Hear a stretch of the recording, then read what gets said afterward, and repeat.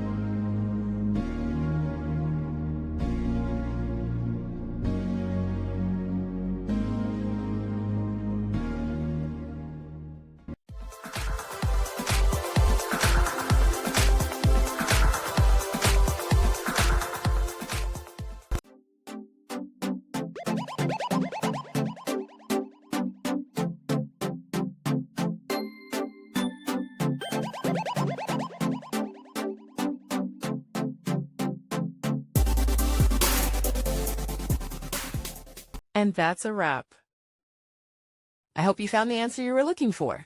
If you did, take a second to hit that subscribe button. It really helps out. And let me know in the comments which solution worked best for you.